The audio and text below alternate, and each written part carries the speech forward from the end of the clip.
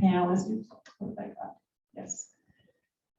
And Erin, thank you for bearing with us. And we'll try to go down the line with the questions. So I would like to turn it over to each of you to do a bigger introduction of yourselves. Can you situate yourselves in time and place and where you're from, where you fit in with the narratives of the extended family, so that we can see kind of how this group fits together.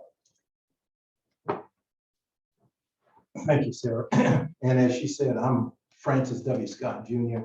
Was born in Charlottesville in the early 50s at UVA Hospital. I partly grew up in Albemarle County, and then my father, who was promoted, was in the insurance business back then. Well, I would say until he retired, we moved to Roanoke. But my experiences there in Charlottesville during my formative years was the fact that you could see the signs white only, and then the mere word just colored. So there were places that, as saying being colored, that you could not go into downtown Charlottesville at all. So the eating establishments, you could work there, but you couldn't eat there. And the movie theaters, anything else, you could not do. And education being, it was separate and not equal. So my years in elementary school up until I left the high school that was there was my parents, my grandparents, and all taught at Esmond High School. And then when they tore the high school down, it became BF Yancey, Benjamin Franklin Yancey Elementary School, which I left there in the 6th grade. In the 7th grade, my sister and I and 28 others integrated Albemarle County High School in 1965. So that's what you of me from the beginning. Good afternoon, I'm Jennifer Stacy, and I grew up in Charlottesville and was born in 1963. So I don't really have a memory of the signs, the colored and white signs. I really don't have the memory of being segregated. But I was prepared to live in a Jim Crow world by my mom, with just these little things, these little subtle things that I think about now, where she would teach us our manners. And one of the biggest ones was that I used to have a problem with, because I like people, is staring. And she'd say, remember your manners book. And that was to not engage with someone who didn't want to, or was going to be cruel. And I know that's what she was doing without getting it even verified, and just other little things. But I went to all integrated schools, and I pretty much have a mentality that my place is wherever I want it to be, and it's very strong, and it's always been strong. But I completely thank my cousin Francis and those who went before me to be the first ones to integrate. It made it easier for me going to school when I had to, during a time when I felt we had to get along. And I think that it was a commitment to get along from both the white students and the Black students. And so I don't have ugly experiences with the students that I went to school with.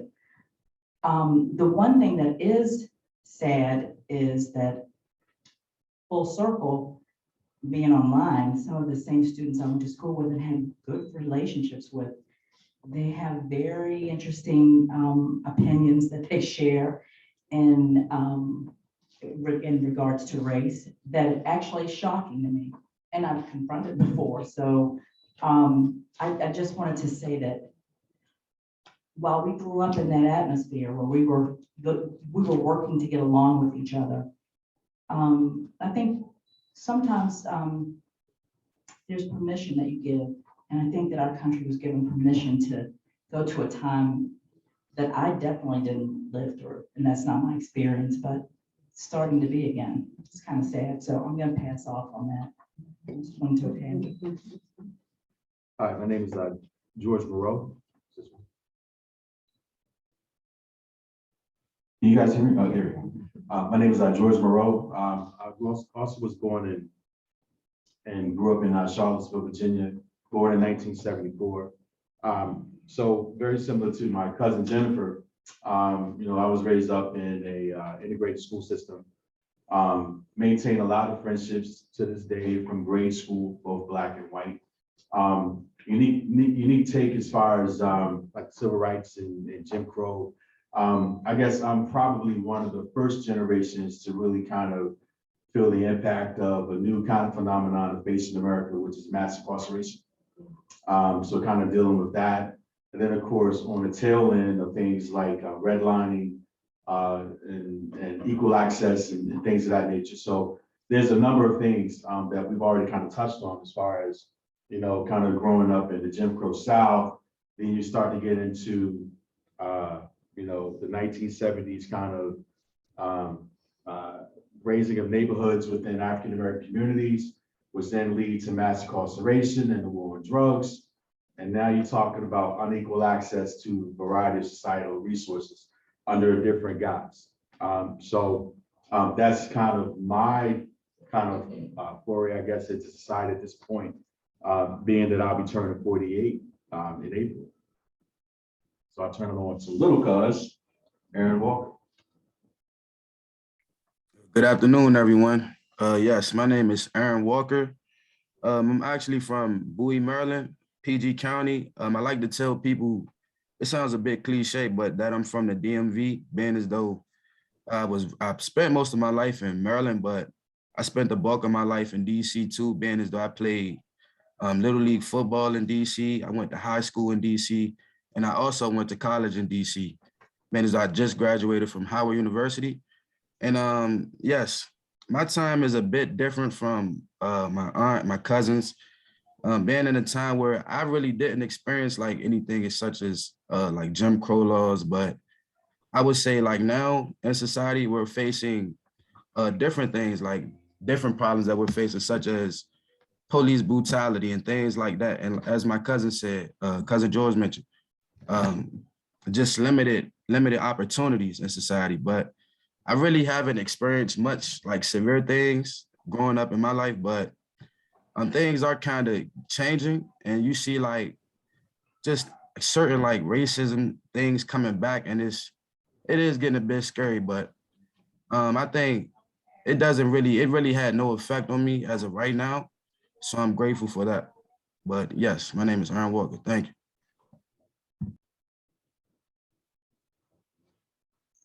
Thank you all. I'll always give you the mic when you're here. I would like to talk a little more about some of the things that you mentioned, and this doesn't have to be a super rigid kind of question. Mr. Scott, I would love to hear more about that experience of integration of the Albemarle County schools in 1965. Jennifer, when it comes to you, you have a really powerful story about your career and your role in your family and some of the choices you've made. George, you start something that I think Aaron will also follow, which is entrepreneurship and a mindset of looking forward in a certain way. You also have a military career that I'd love if you wanted to talk about, but if you could just expand a little bit in these ways. So, Mr. Scott. Normally, I grew up, it was, so Esmont, and it was called Porter's Precinct back in the day. And so there was Upper Esmont and there was Lower Esmont. And so a lot of the whites that lived on the lower half, because we, you could go to the store down on the lower end, but even though Esmont had its own Black-owned businesses that were stores that were in Esmont, even all the way out to Keene, because one of our cousins had a store out there near Mount Pleasant Baptist Church, which we went to often. But with that said, it was kind of hard because I grew up going from elementary school, all of my friends and everyone that I grew up with was right in Esmont. So we were all congregated together. So aunts, uncles, grandparents that taught at Esmont High School. And then when they tore down the old one and built Yancey. And then we all went there. No one white went there at all. And so in 1965, my parents being educational as my grandmother was, she was a teacher right along with my grandfather. That was on the Monroe side of the family. And they wanted us to have an education. So, I mean, I didn't know it at the time. And then they said to my sister and I that we were going to Albemarle County High School. Well, I had never been in an environment like that. So there were 28 other students. My sister and I were the only two that rode the bus from Esmont to Charlottesville, made that trip daily, 40 miles, 20 miles one way and 20 miles back. And the bus driver, I remember her distinctly, Helen Moon. And she had both of us sitting up front of the bus. And that would be one of the times, because, you know, we weren't going to sit in the back, but where she couldn't see us, she didn't want any trouble on the bus. Of course, we weren't going to do anything because, you know, I knew what my parents were going to do to us if we created a problem. But however, we did that. And the Albemarle County High School from that time was a senior high school. So it went grades from 7 to 12. And there were well over 1,000 plus 1,500 students that were going to that high school. And I never saw another black face until I got on the bus, you know, to see my sister during the day. And I only had problems with one person over there during the entire school year that I was there. But it was just a little bit disconcerting, even in my adult life, that for my profession. I mean, I've gone places where, say the word, I was the only fly in the ointment. Okay. And I've gone to classes where there have been 200 people. And even my job, my profession, because I was not wanted. So when you would come into a room and everybody would just, you could hear the murmuring, talking, everybody, and then all of a sudden it would stop. And it was just like one thing, and everybody would just turn around and look at you. So, I mean, you just kind of, you know, you wanted to be about that tall so you could get to your chair, or that, you know, I was nervous because I didn't know what was going to occur. But high school, I mean, with it being in the 7th grade, I made friends over there. I mean, with some folks, and I don't know what the principals or whatever had told the other students, but we never had a problem over there, and I never saw anyone else, as I said before that. But I've traveled in my profession all over the United States, and it's with the things that I did, there were not many blacks, and I never saw anyone until maybe the late 90s going into the 2000s, and for what I did. But So my experience career-wise, I guess going through schools, I can start there.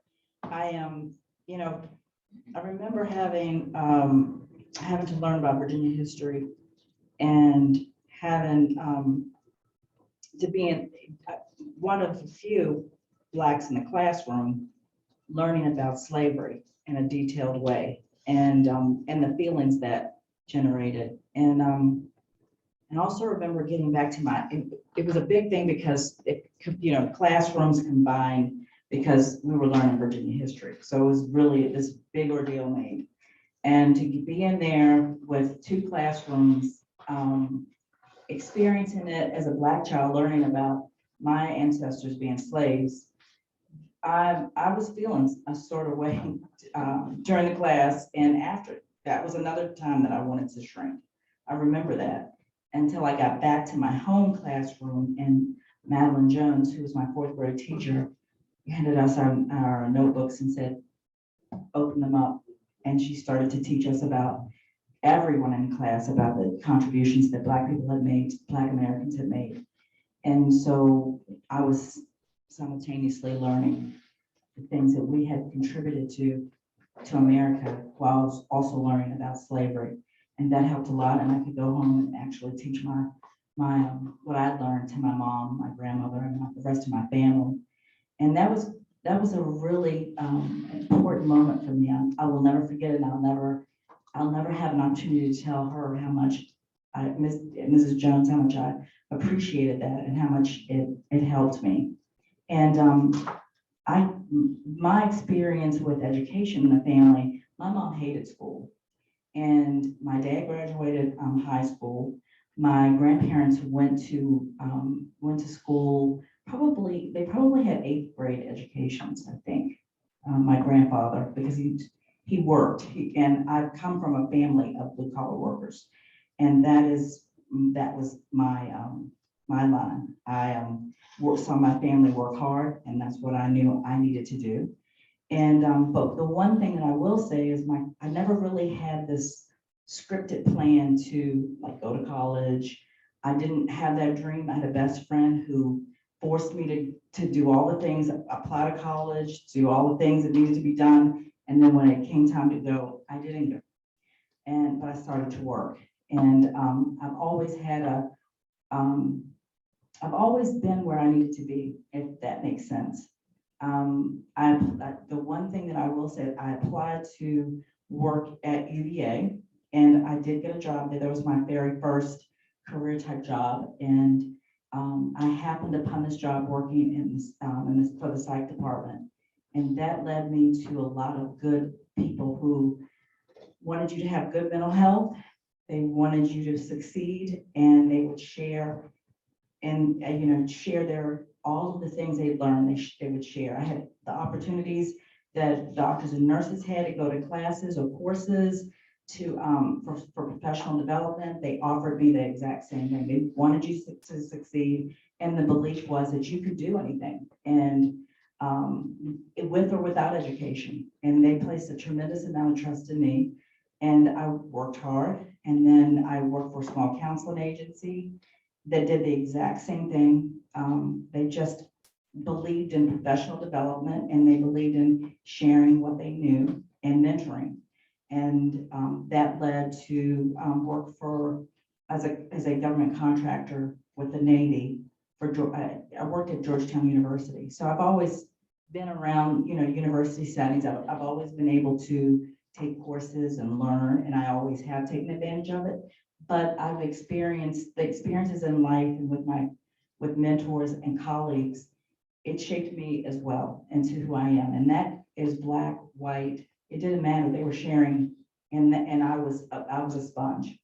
And then my job that I have now came from my network at the donor center where we coordinated bone marrow transplants.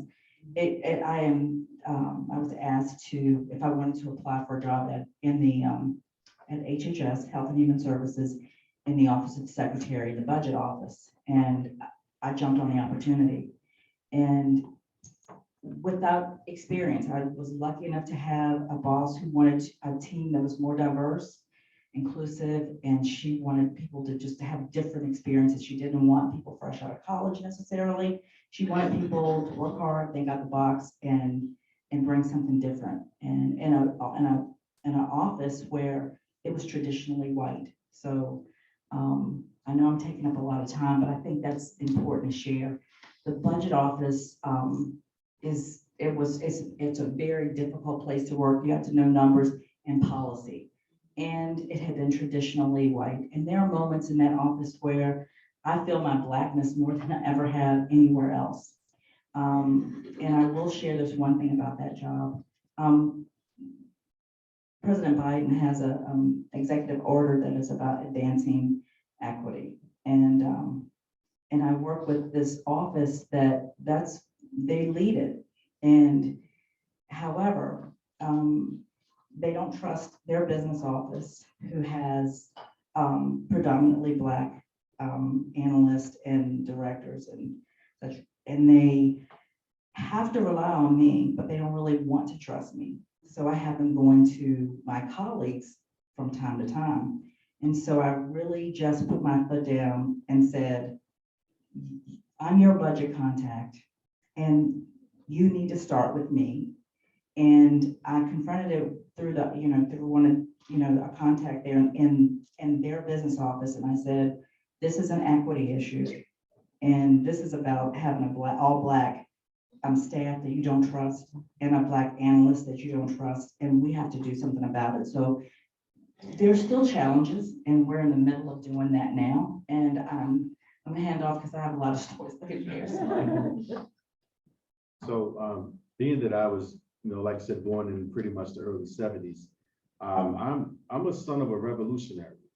My father was one of those types where he wasn't one that kind of cowered down to kind of the civil rights, kind of images of African Americans kind of get sprayed with hoses and whatnot. He was that one that would ball his fist up and he would fight back. And so he pretty much kind of instilled a lot of those types of qualities into his kids. And not only that, kind of like in the Black Power, the Black consciousness movement, kind of having knowledge of self was also very important in our household.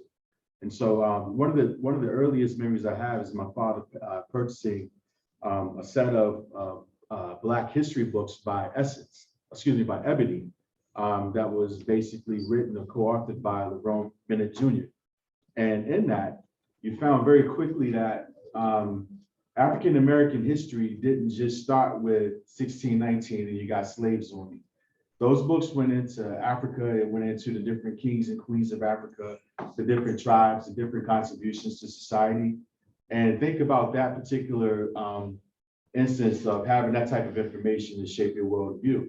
So I went into schools knowing that my family wasn't just slaves, that they were even more than that, which is something that I think, some 40 something years later, the kids now are starting to realize that the history of African Americans is just not limited to what happened in 1619, 1620 in Jamestown, that it stretches so much further back. And I think that's important in terms of how you view yourself and your outlook on the world. And so with that, there was a concept that was always taught in the household that's called empowerment, meaning that, that you gotta always do better than the generation before you. And so, my grandparents, I believe they only finished up to the 8th grade as well. My father finished high school, but then I came to find out that I was the first one in the Monroe, with the Monroe name, to have a college degree.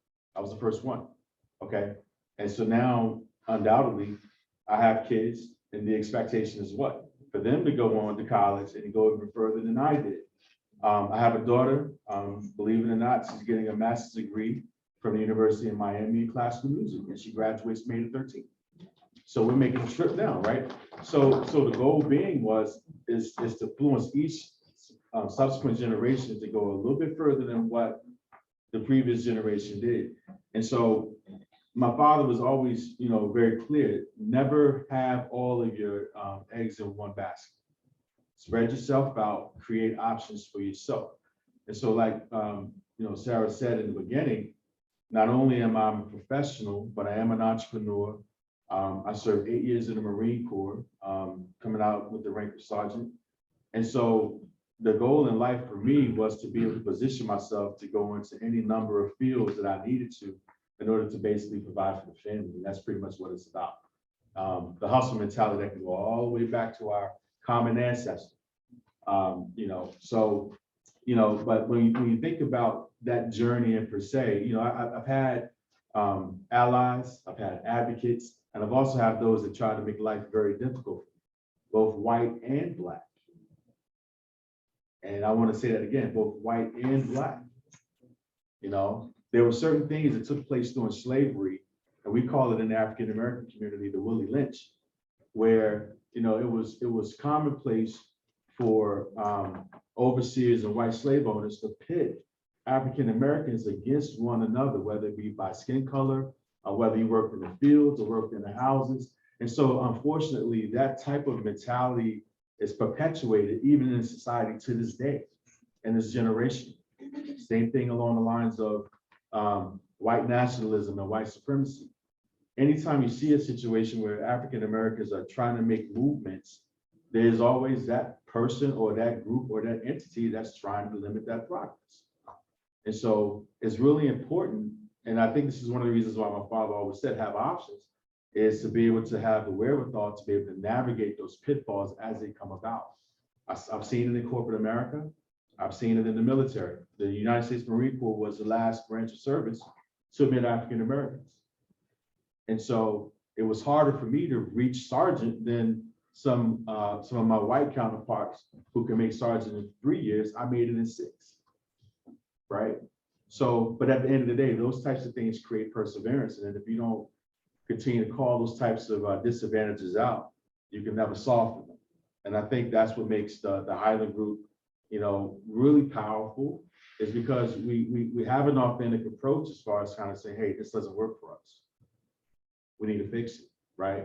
So you kind of get the compromise, you kind of get the revolutionary, and you kind of get the visionary and the forward thinker all mixed up in one with this group, because not only do we challenge, but we also try to make an opportunity to basically try to pull everything together with the framework of partnership, if that makes sense, right? So that's very important. So, Aaron?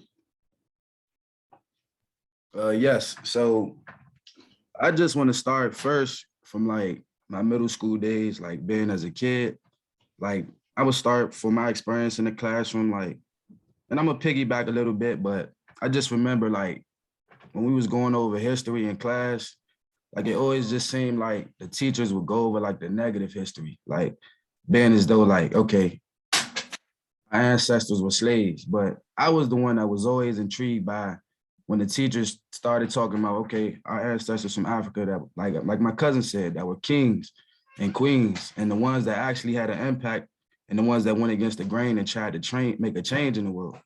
And just speeding time up, going to college, like that was always what caught my eye. And I went to an HBCU, Howard University. I just graduated in the fall. Being as though I went to an HBCU and having like an African-American class, it really caught my eye because I was impacted by when our teachers spoke about people in history such as James Baldwin, Carter G. Woodson, W.E.B. Du Bois. These people caught my eyes because it made me realize that, okay, I want to make a change in this world too. You know what I'm saying? And that's where my passion for entrepreneurship comes in, because it's like entrepreneurship, being in business, all business is having a solution to a problem. You know what I'm saying? And that's what really caught my eye. And that's what some of the people in our history did, not just being slaves coming off a ship, but it's a lot of people in Black history that actually made a change in this world that's just not being spoken on. And that all ties in with, I have a history of football, a long football history. I played football since I was 8 years old, and like it was many principles instilled in me, such as discipline, you know, hustle, grit. You know what I'm saying? And that's what drives me. And alongside with like my father just being as though he always preached. I mean, he always taught me to be a provider, you know, take care of your family. And just like my cousin was saying, he taught me that hustling mentality. So I feel like that's what stuck with me. And it's like, I always wanted to be a provider and find a way to provide for my family, like even now. And I think that's what drives me and my career path, which is I want to be on the career path to entrepreneurship, because I always told myself, and being as though like the person I am, I don't really like listening to other people. Like I like to listen, but it's like, I'd rather be the one in charge, you know what I'm saying, making the calls, calling the shots. So that's what drives me to being an entrepreneur. And being as though in this time and age, in my days, it's like, it's a lot of opportunities for Black people to be, you know, really successful. And like I always had this conversation with my aunt, and like it was like we came up like from different paths, different backgrounds, which was, and you know, all of it may not be true, but like from our conversations, like it sounded like more so she was raised to be, you know, get a good job, you know, find a really good job and work. And I always told her like, yeah, I understand that. That's fine and dandy. That's very good. But I want to be the person that, you know, that owns something.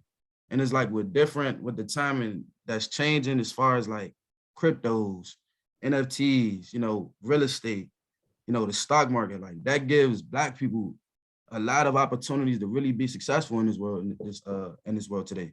So, and that's what I'm into. Like, so I feel like my path right now, I currently am working a job. And And like I tell I'm still currently pursuing my football career.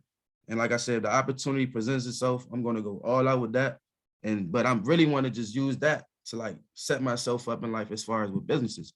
Use that money, put it aside, invest, so I can invest in different businesses, real estate, property, to set myself up for the future. But I would say my career path is I'm really focused on entrepreneurship and, just starting a legacy that, I'm saying, that I could hold over for my family and my generations to come. Thank you.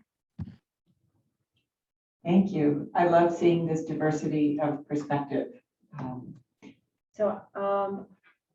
I'd like to think, I'm going to kind of combine two questions here. One is sort of a question, one is a big sort of messy context I'm going to ask you to wade into. I'd like to think about, how does your family story impact your experience? And you've all touched on that a little bit. So I'm going to kind of go light on that and really move into my next question that you can think about at the same time. And that is, we all live life based on our own perspectives. We're all individuals looking out at the world and seeing the world in our own ways. But we're also at a given place in history, right? There are forces around us, and I love seeing this generational kind of wave here in one extended family. And I want you to, if you would, think with us about, where do you see that your lived experience is different from the generations that have gone before? And here's the big one, and the ones that are still to come, either the younger generations who are coming up behind you or the ones that maybe aren't even born yet. So let's situate this personal perspective with that historical narrative, meaning, and history meaning not really anything beyond our knowledge, but just generationally, from you each have known multiple generations of your families. If you could think about how you see that shift, and I think we already see it in some ways clearly here. Well, Jim Crow had a lot of effect on Black families. You could say from the 60s on back, because 65 was into the 70s is where things really they were shaped and changed. But prior to that point, my formative years, and I remember my father, struggling because he was in a Black-owned business. Okay, who else could he sell to? Black-owned, just Black only. So he couldn't branch out into the white side of the world to sell insurance. And the same way with my mom, she started out in the school system as a secretary, and she retired in the school system after probably about 50 years plus in Roanoke. But then she was relegated to schools because she started out in Nelson County and then into Roanoke.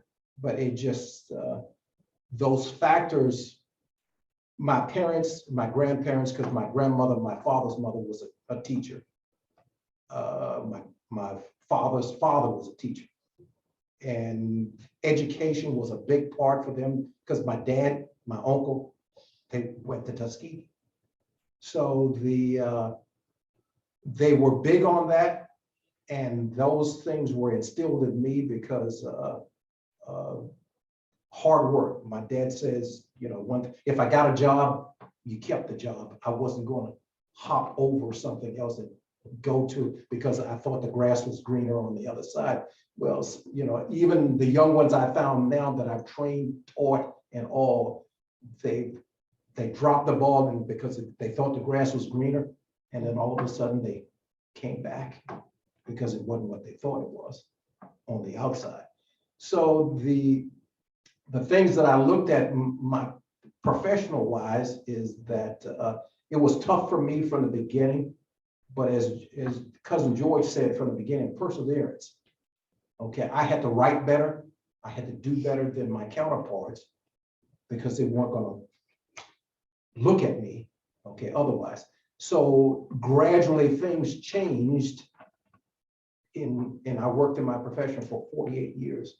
And the difference is things changed afterwards. I could see it because there were times when things that I didn't do that was accused of, that the white counterparts that knew me and the supervisors way above my immediate supervisors knew my integrity.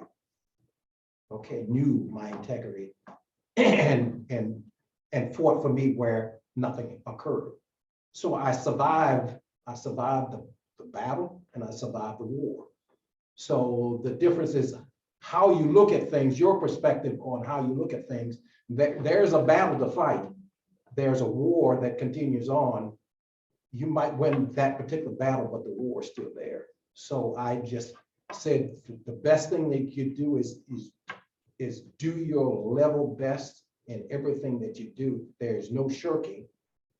There's no turning down anything. So if there's something you want me to do, then okay, I'll do it and make sure I do it well.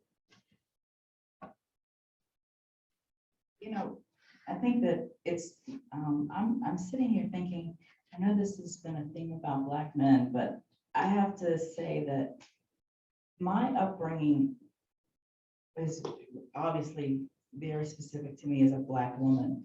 I think my mom and grandmother pretty much raised me to be a housewife. And because my grandmother did not have to work and my mom didn't have to work, she chose to work. And I remember watching my grandmother get up and get my grandfather's meals and set it in front of him. And I remember thinking, I want no part of that. I'm not serving anyone. And not that I don't serve, but I'm not doing that type of service. I just didn't, I didn't see myself that way. And while there's a lot of love and care that went into all of that, and I certainly don't have anything, I understand my grandmother and she nurtured us and that was her role and she did it well. And she loved us and gave us a lot. But for me, I just wanted, I did want more. I wanted more than that. And even with my preaching to my nephews and nieces about work, it is just about having a work ethic, because it's hard to watch generations that don't necessarily have strong work ethics that I fully realize has to do with society and their viewpoints about social injustice, which is going on right now. And so I think that, but I also know that the line out of the great debaters, you do what you have to do what you want to do. And I strongly believe that that's a truth that I hold on to. So my conversations about working have to do with your livelihood, the things you want to do. And I think that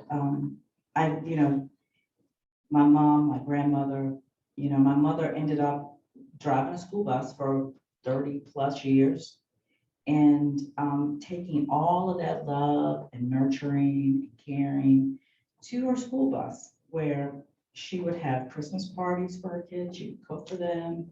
They would pull off on the side of the road and have, just a party. You can't do that now, but that's what she used to do. At the end of the year, her students loved the end of the year because she threw them a huge party. She baked big cakes for them and make sandwiches and pull off to the side of the road, and they would have a party to end the year. And she, so she brought all that she knew to that job and loved a generation of children, actually several generations of children. And they still ask about her to this day. How's your mom? I know I probably veered off a little bit.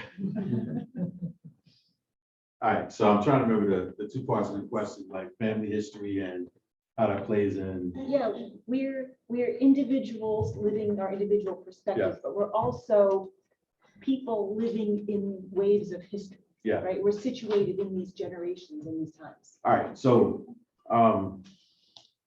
real quickly, our great-great-grandfather, Ned, was enslaved at Highland. And my great-grandfather married a woman, of course, named Mary, who lived to be 99 years old. So that would have been Ned's daughter-in-law. She lived to be 99. And so I knew her up until I was about 26 years old and actually lived on the farm of the Monroe family up until I was probably 13 or 14. And then even in the summers, well into my teens, I was there every summer helping my uncle, whose grandfather was Ned, who worked on Highland as a slave. So get that picture, right?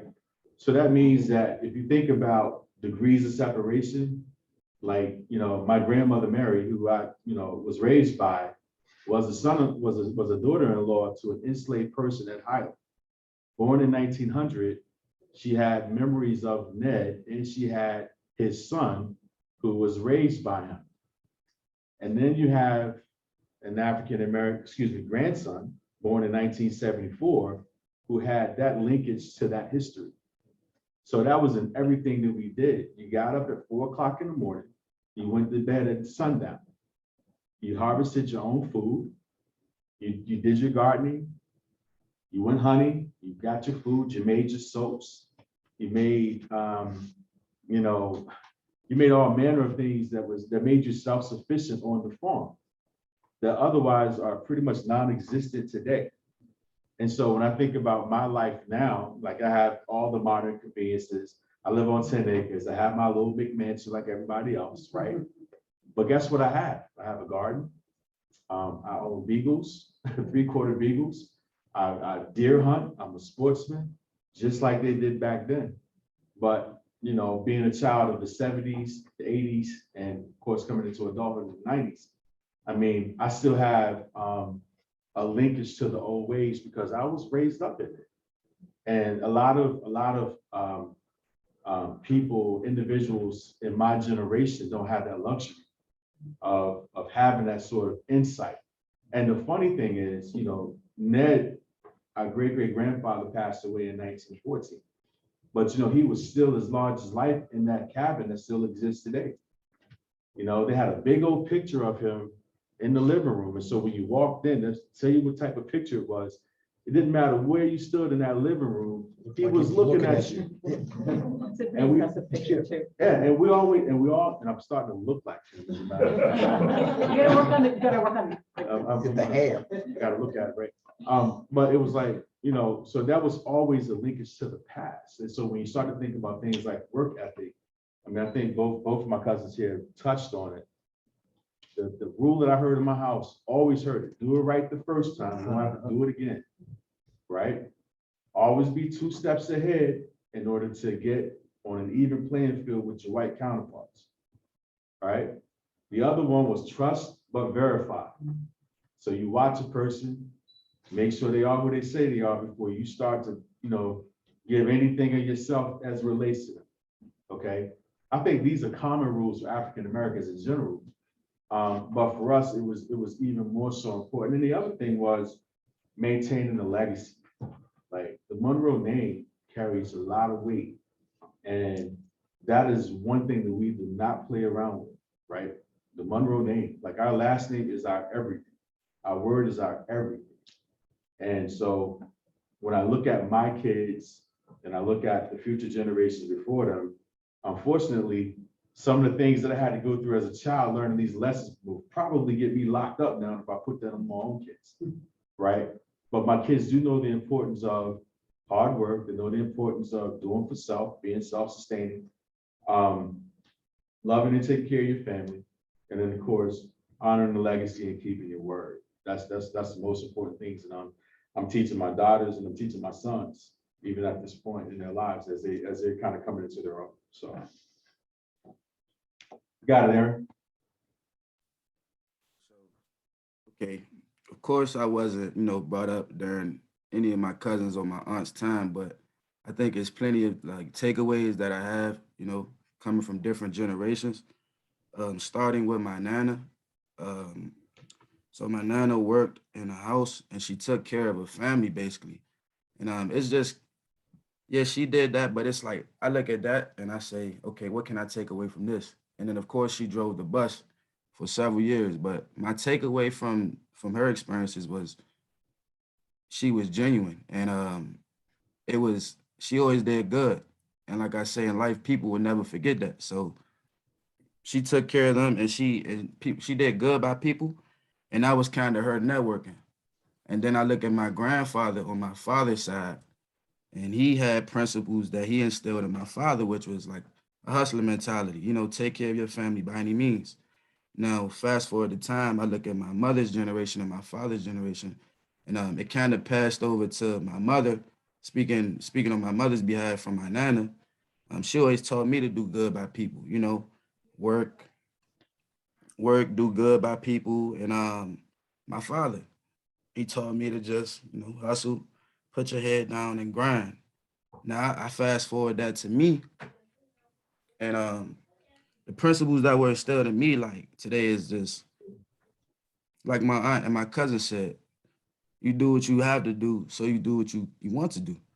And that's just me. Like now, for example, I'm working, I'm working, but I know the end goal in life. Like I like to tell people right now, where I am right now is just a gas station. I have a meal. Actually, my brother came up with this example. Where you are at now in life is just a gas station, not the destination. You know what I'm saying? And that's how I look at my experience right now. Like I'm working, but I know that in life, I want more, I don't plan on working, and there's nothing wrong with that. But I just feel like the time and age that we're in now, like I spoke on earlier, it's just more opportunities for Black people, Black men, Black women to be successful in this world. And that just comes with, I would say, more financial literacy. Like Black people are being more exposed to like financial literacy, except I'm sorry, more financial literacy and examples of better credit. Get your credit right. Things like own stuff, having LLC, things that I'm not, what I'm saying, I'm not sure what was spoken on, but like most of my family probably never heard of back in their generations. Like, okay, get an LLC so you can own something in your name, or have good credit so you can take out a loan when you're ready to buy a house, things like that. And I think that that's going to be passed on in later generations. I would love to see, like in school systems, more classes on credit, more financial literacy classes, like crypto classes or NFTs and things like that. So I just feel like that's where we're headed in life. And of course, being in an age where technology is increasing, I feel like it's, of course, more opportunities for our people to exceed in life. And that's just my 2 cents. Thank you. I wanted to follow up and say, George talked about our great great grandfather, but he owned his land and built his homes. And we grew up in an environment where my grandfather purchased land and built his own house, never had a mortgage. And that is the mentality that we were raised in. And I think that Aaron makes a good point. You're not really taught about relationship to money. You're basically taught about having your own, having your own and making your own way. So, and that influences you in ways you don't even think about. You're not thinking about credit. You're not thinking about building generational wealth because you don't have access to it. And they are the ancestors that raised us. They did not have access, and therefore we were not raised to think that way. Now I'm thankful that my George, my nephew, they do think from that place. But and it does my heart good to see that. But it also does my heart and my pride well to know that I started out with a great great grandfather that did want to own something, knew how to build things, and a grandfather that did the exact same. And the sadness is my grandfather probably, if he had a profession, it most likely would have been an attorney. That's just the mentality that he had. But hanging out with him as a little girl, I'm hanging out with him while he's gardening, fixing lawnmowers, building sidewalks, repairing things. He taught me something that I use to this day, which is to figure out how to tackle a problem and how to come up with solutions, so that in my job, I truly come from a place where if there's a problem, I'm also bringing the solution to the problem when I bring it to whoever has to make ultimate decisions. But it was from hanging out with him as a little girl and watching him think through a problem and fixing it himself, being self-sufficient. That's pretty much, that was it. That was everything. And something that I cherish to this day. So one quick story for the next. So building off of what Jennifer was saying, I'm kind of like cousin Francis and I guess all of us three collectively are the genealogists of the family. And the story goes, the way the men in our family would prepare to build houses is they would get sticks and they would actually build the squares and kind of show how they want to do it. And then once they had an idea as far as how the house would look, they then would set a date for all the men in the neighborhood to get together, go cut the trees, get the logs, get the lumber made, do the saw. Either you had a local saw in the area or there was a saw on somebody's property where you could then make the lumber for your house. And then over the course of several weeks, they would basically put the houses together. And then when that last nail went in, guess what? House was free and clear. The log cabin that our great-great-grandfather Ned built still stands today, and we still have family living in it. And on top of that, the property hasn't changed either since 1884. Property lines are still remaining the same as they were back in 1884. Everything in that property is free and clear. And that's the other part of the legacy, is that you can never have liens. You can never take the loans out on the property, right? Everything is supposed to remain free and clear because you'll always have a home that way. And so that's what we tell our kids. Hey, you know, with these $600,000 houses that are popping up, I tell my kids all the time, you can put a lot of boards together for $600,000. So cut the middleman out, build your own house. And if you all have ever been friends with me on Facebook, you'll see I got all manner of projects going on, whether I'm laying hardwood floors, whether I'm building a shed or painting or drywall or something. But that was the other thing that we were taught. Work with your hands, and that way you'd never go broke or be hungry. So our microphone's out of battery, so I don't know. Erin, can you hear us? I think it's a little bit hard without the microphone for you, right? So I'm coming up here to ask my last question, and I kind of want to do a lightning round before we get to audience questions, for which Joyce and Jordan, you have first call on audience here. So so I just want to lightning round. I was going to go a different route, but I really just want to say, what's one more thing you'd like to add in the sort of popcorn version of quick tidbit that you want to observe or share that we haven't gotten to yet in our conversation?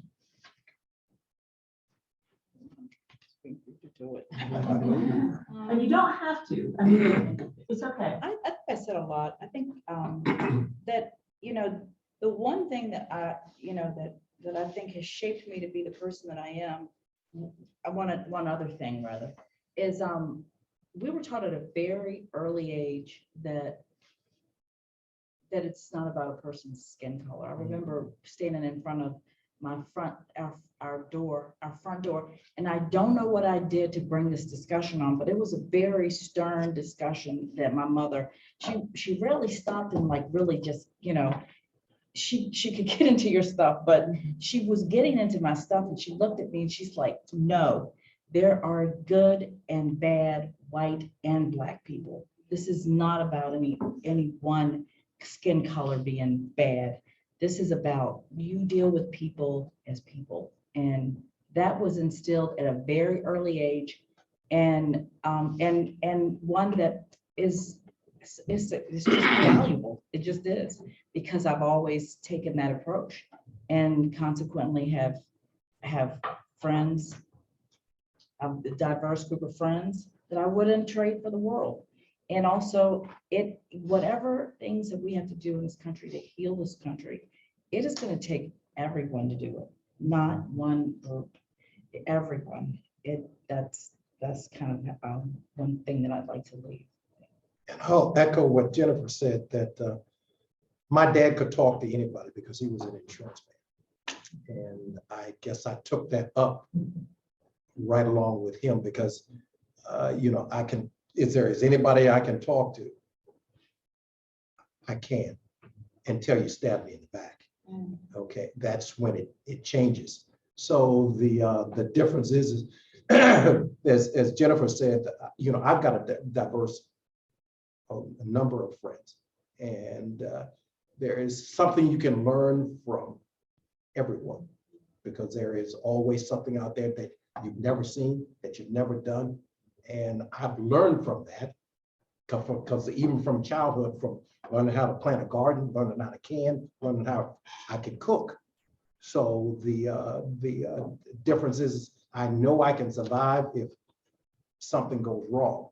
But the difference is that the shape of the world, the conversation between people is the only thing that's going to work. Thank you. I think everybody needs to go out and rent that movie called Remember the Titans. Yeah. I mean, to keep it really basic, I think that I think we're more alike than we are different. And I think that you know, so there are situations like this where we're able to share bits and pieces of our lives. It leaves little to assumption, right, or perception. The other thing that I would recommend too is everyone should think about DNA testing to figure out where you came from. I did that once, and I found out that I was more than 33% European. I look African American on the surface, but my DNA says another story.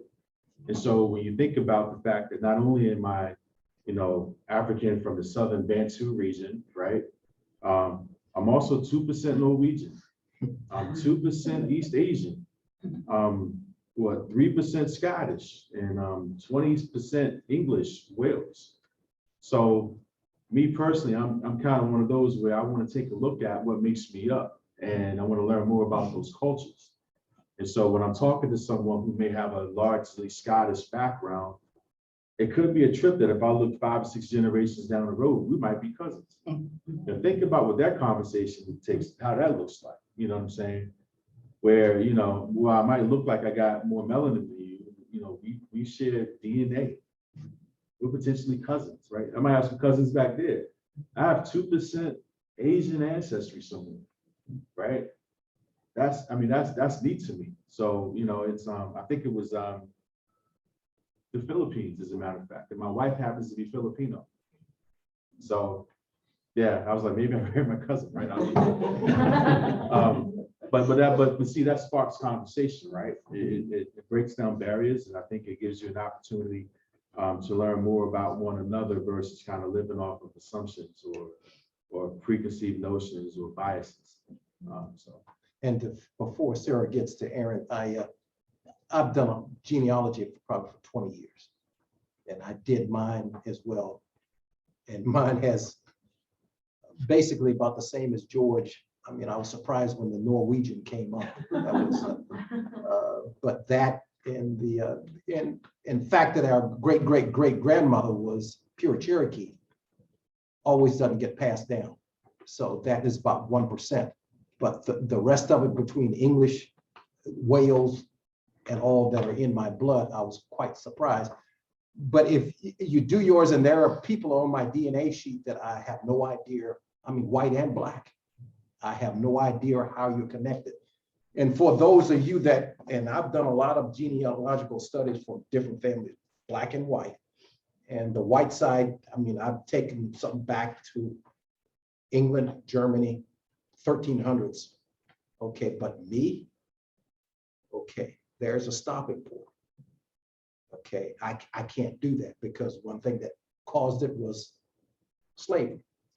So I have no idea because I can get to our fourth great grandfather, and that's where we kind of stop.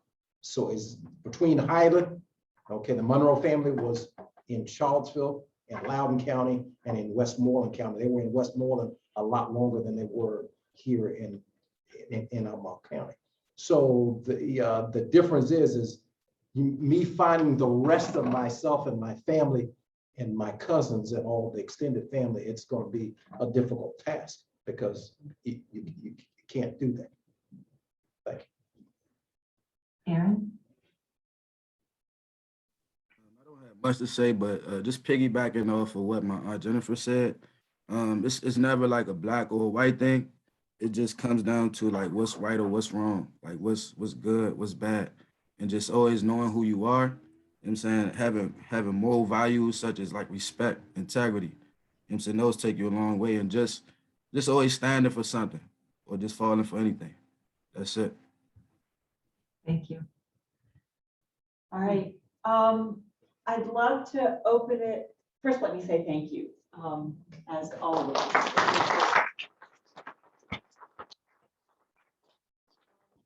We've heard a lot today and yesterday about autobiography, building our own stories, understanding our own experiences, and I feel like we have walked together a little bit in that. And thank you for those for sharing that.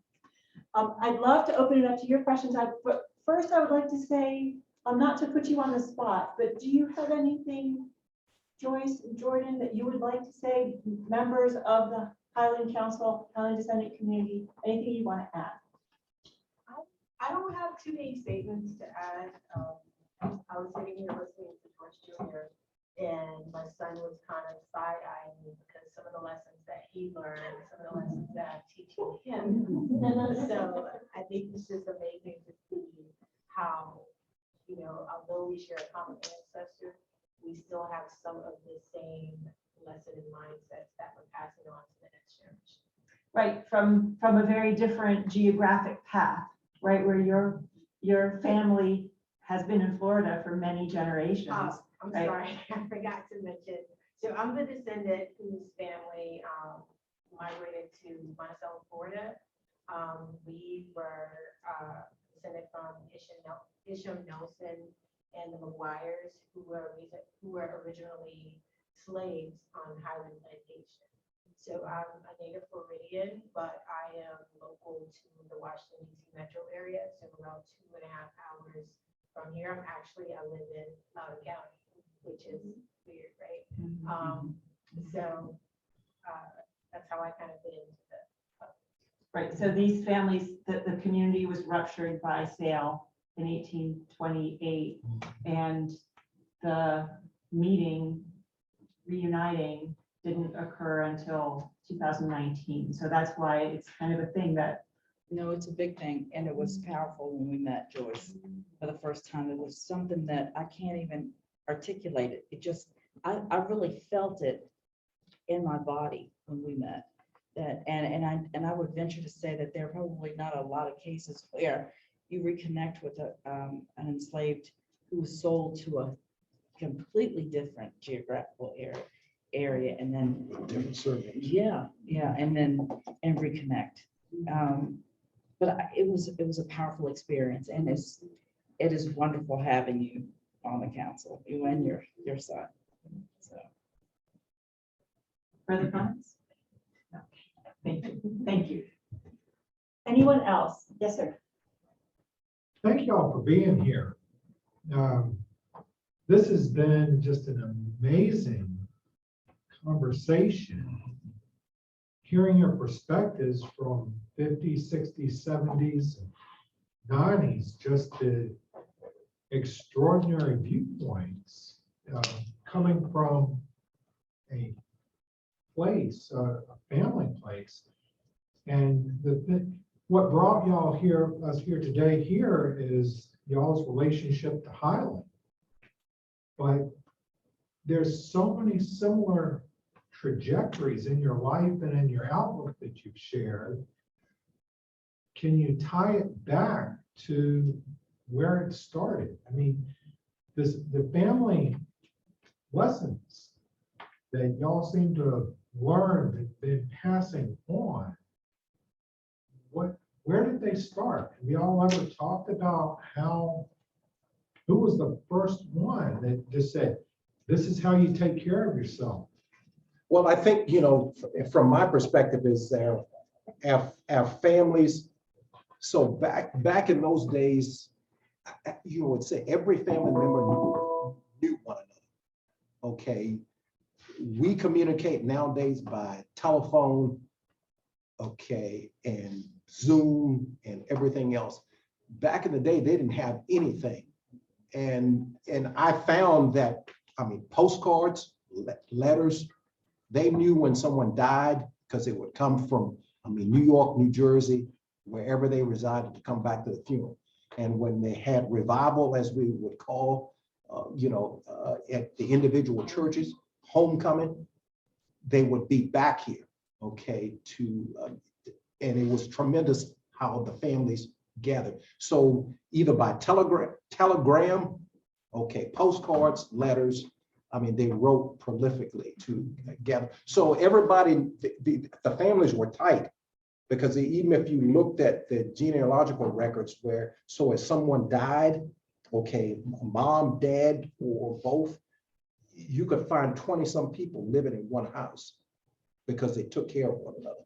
Okay, they passed it along. So all these traditions and all, because I mean, from my dad, my grandmother, I mean, everybody learned how, because I learned how to plant a garden, I learned how to can, and I learned how to cook because of, I mean, my grandmother, my mother, and before, because I mean, her mom, my cousin, can cook. Okay, so there were many others, but there were other professions within the family, okay, just besides, okay, just general domestics, servants and all, but you could see that even from the genealogical part they were listing, is they were doing menial jobs because they had to serve the family. And the reason why they left Virginia, their part, to go up north so they could get a better job to take care of the family. So the difference is hard work was never something that I was scared of, because I learned how. And that's what I talked about at the end. I mean, perseverance is one thing. You might have one job and decide to go to another, but somehow or another, you always came back to that first job.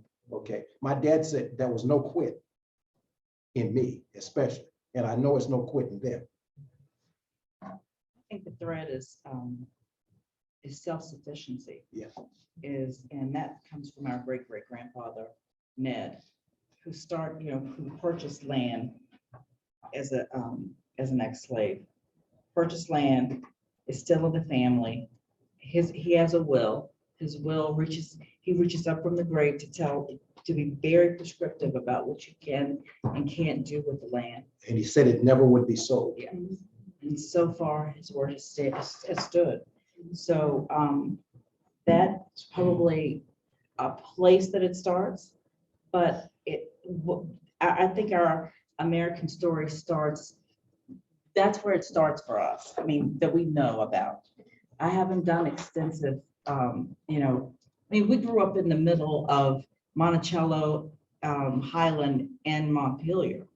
And like Francis said, there was a strong network. I think that still goes on. And I will share this one thing. I remember being a little girl I think I was probably about 11 or 12, and my grandmother wanted to have a family reunion without social media. She had a phone, but no social media. And we had, I didn't even know it was being planned. She cooked all the food for it. She made all the phone calls to get everybody there, and there were hundreds that came. And the whole day, people just kept coming and coming. And this is the network that Francis is talking about. It was incredible. Yeah, her grandmother couldn't need a good cook. Yeah. And her mother before. Yeah. Apparently was a cook. So, it's just an incredible network, and I love the story of her being able to make phone calls and have the whole family just react and show up. So dated August 19th, 1914. This is my last will and testament. I want my estate to go on just as it is, not to be sold out of the Monroe family at all. All of my children to have free access to the spring and branch that goes through my property. I want Thomas Monroe, Jennifer's great-grandfather, and Bristow Monroe, his brother, to have this part of the land around the house that they live in at present time. I want my son, Henry Monroe, my son, George R. Monroe, who's my great-grandfather, to have same house that I am living in now. And I want William Captain, his other son, my wife's son, to come in for his child's part. Now, if my wife should be the longest liver, I want her to hold the place as it is. If other children should want to come home and build a house on their part of the land, it's all right, but not to sell it out of the Monroe family. That is, brothers and sisters, I want each and every one of my children to have an equal part of my estate, and I want one of them to have an outlet to this road, but have it in a proper place for all convenience of the children. And now I, Ned Monroe, appoint Thomas Monroe as administrator of this will without bond and security. And so think about it. This is 1914. Ned was released from being enslaved in 1865. He got the property in 1881. Okay, so count the years. He was an old man. 1881, born in 1828, got his property in 1881, and somebody tried to take it, and they secured it in 1884. And that's when he built the log cabin that still stands today. The property lines have not changed. I grew up in that house, right? My father was born there in one of the bedrooms. He was born there. So when you talk about like what makes us tick and what makes us who we are, he came and he sacrificed so much, couldn't read and write, but he was able to secure property, what, 16 years after slavery, 17 years, my math might be a little off, but he was able to secure property, couldn't read and write, was able to secure property, have, what, 15, 16 children? I think 13, because he had 13. Yeah. Yeah, he had 13 children that we know of, right? Raised them all in that little house, right? And now look at us now, right? Doctors, lawyers, professionals, tradesmen, judges. We got a judge in the family. My sister's a lawyer who's never lost a case in 20 years, right? Veterans. So it's just an amazing story. And that's something that, you know, just perseverance and diligence. And I think Loka said it nicely, discipline and doing right by people. I mean, I think that's the family legacy. Your word is your bond. So that's. Thank you for that. I'm looking for guidance. I know we have a couple more questions, but I know we're also at time. Even though we started 10 minutes late, we're at 10 minutes over. What's your guidance here? Now, I would suggest we go into. We can start the next panel at 2:10. So I would think about wrapping up. And so we have two questions in the audience. Are they ones that we should take? We should take them out in the hallway. Let's just take them now and try to keep them quick. Okay, we'll try to That'll be just it. fairly quickly, and then any further conversation. So ma'am, I see your. Hello, everyone. I'm Wilma Bond. We're residents here in the area. But I just want to say to the participants, I have thoroughly enjoyed it. I feel like I'm family. Your stories is my stories. I can go back to the different decades from the canning to now to be on 107 acres of land. It cannot be sold. My grandmother made sure it has to stay from the family. But I have just thoroughly enjoyed it. This conversation. Thank you. Thank you so very much. And my middle name is Monroe. Hey. We should talk. I'm named after my father's father. He was a Monroe, but that's my middle name, and I'm named after my mother's father, which was Ed.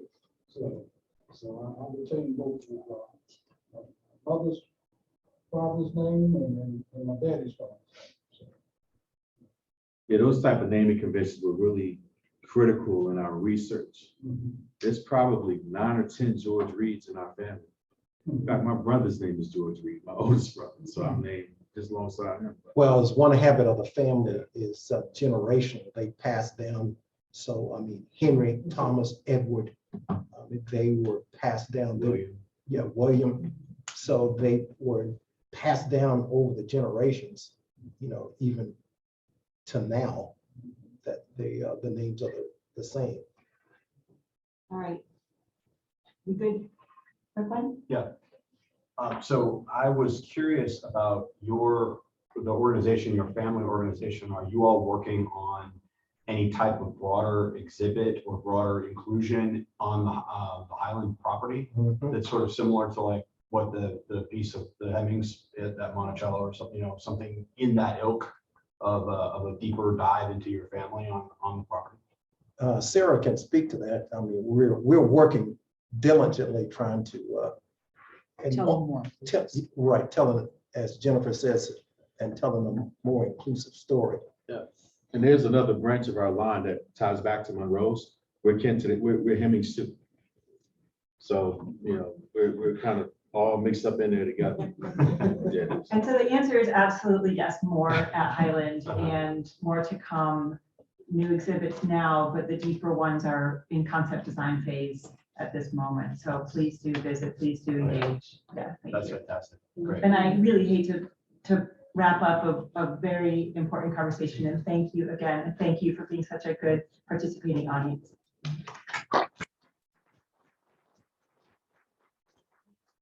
Karen, for sitting with us for so long online. Really glad to have you here. Thank you. Thank you.